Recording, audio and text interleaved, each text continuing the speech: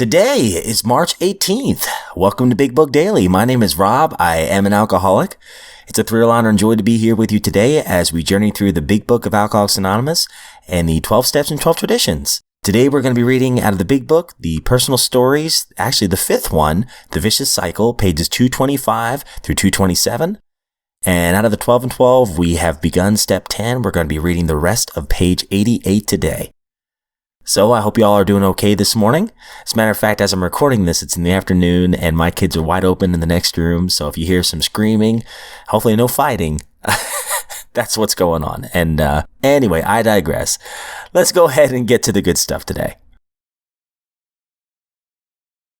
All right, guys. So if you recall from yesterday's reading, this poor guy, he had a pretty interesting drunk-a-log of everything that's been happening to him in this vicious cycle.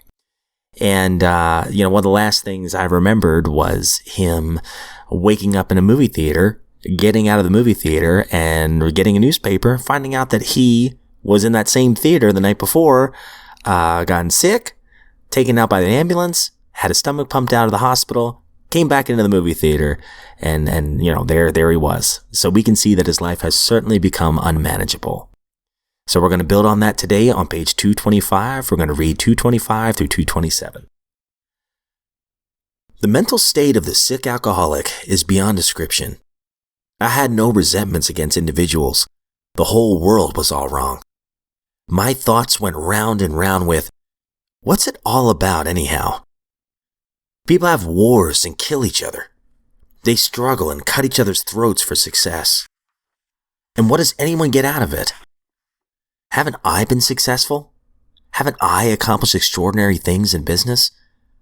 What do I get out of it? Everything's all wrong and the hell with it. For the last 2 years of my drinking, I prayed during every drunk that I wouldn't wake up again. 3 months before I met Jackie, I'd had my second feeble try at suicide. This was the background that made me willing to listen on January 8th. After being dry for 2 weeks and sticking close to Jackie, all of a sudden I found that I had become the sponsor of my sponsor, for he was suddenly taken drunk. I was startled to learn that he had only been off the booze a month or so himself when he brought me the message.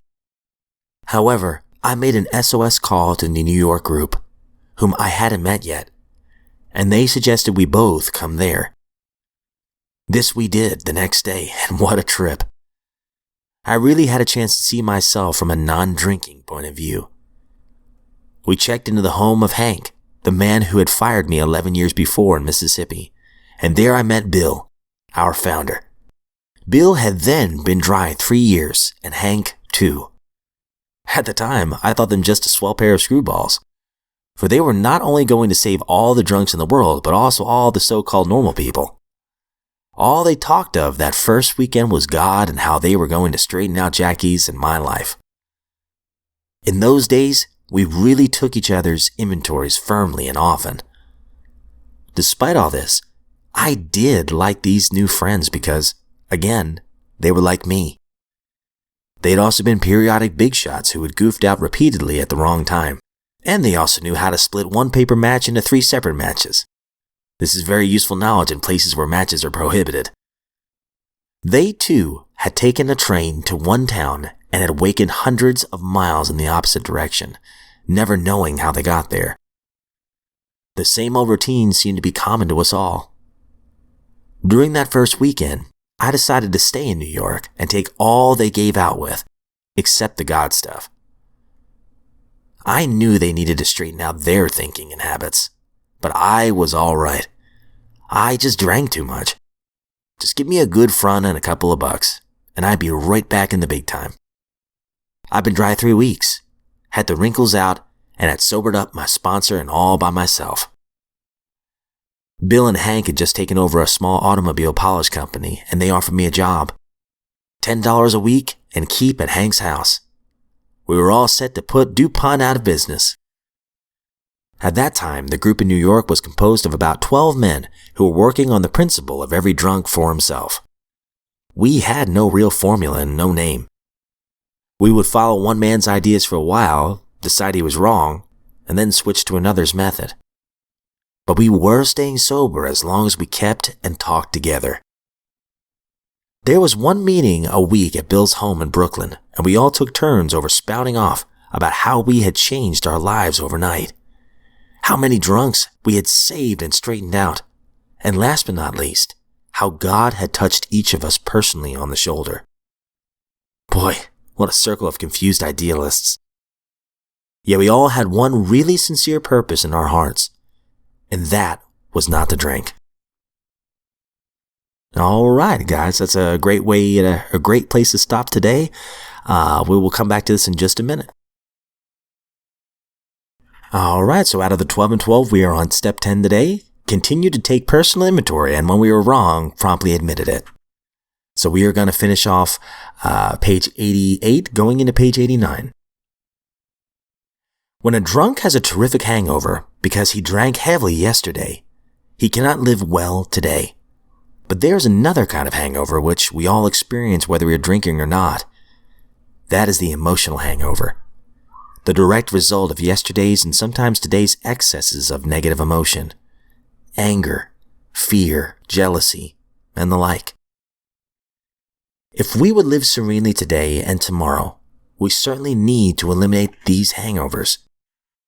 This doesn't mean we need to wander morbidly around in the past.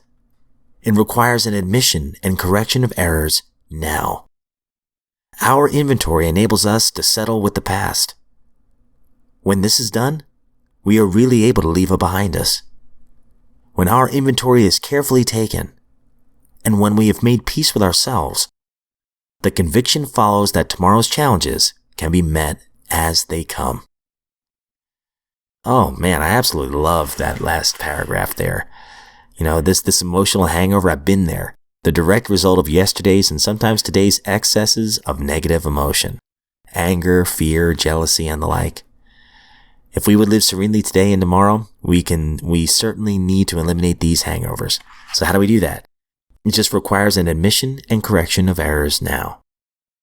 I always love what a friend told me. He said, you can restart your day at any point, and we have the ability to pivot any point in the day. If anyone's like me, I used to, if I had a rough morning or something like that, if I wasn't careful, I would replay that over and over again. And I was like Joe and Charlie's example of that ESPN replay machine. And you play it back in slow motion. And the more you replay whatever happened, the more resentful you get, the more angry you get, whether it's at somebody else or at yourself. Been there. And I would replay that and I'd let it ruin my whole day. Now I realize I don't have to do that. I can take this personal inventory right now, and when I'm wrong, or when I mess up, I can promptly admit it, and promptly means right away, and get on with it. Whatever God's purpose is for me today, I can pivot, change directions. When I'm heading down that negative road, I can instantly pivot. Say, God, I'm sorry. That was not right. Please forgive me. Do I need to make an amends? Okay, I'll do that. Your will be done. Love that. Absolutely love that. This is some practical advice right here that certainly helps me. And then going back to the big book real fast. Well, things are a little bit better for for our friend here in this vicious cycle.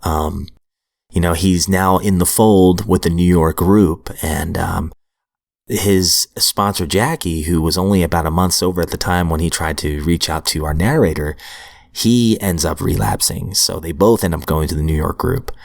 And at first, it seems a little disorganized. It seems a little crazy. But the enthusiasm of Bill and Hank and some others that are there is really contagious for our narrator. And I love this last part. It says, boy, what a circle of confused idealists. Yet, we all had one really sincere purpose in our hearts, and that was not to drink. The only requirement for membership is a desire to stop drinking. I love that. That's the one thing we all, I think, hopefully, we all have, is that desire to stop drinking. That's our common bond in sobriety, and I love that. Any fellowship I've ever gone to, any words of wisdom I've ever heard, everyone sees the world slightly different. And we all have different perspectives, different backgrounds, different raisings as kids, and then perhaps religious beliefs, all kinds of different stuff. But I think the one thing that binds us together is we all have this desire to stop drinking. And that is a beautiful thing. So guys, that's all we have for today. I hope you have a great day. You know, my kiddos are actually being really quiet, which actually I think has me more nervous than them fighting. So I may need to check on them. But again, I hope you all have a great day.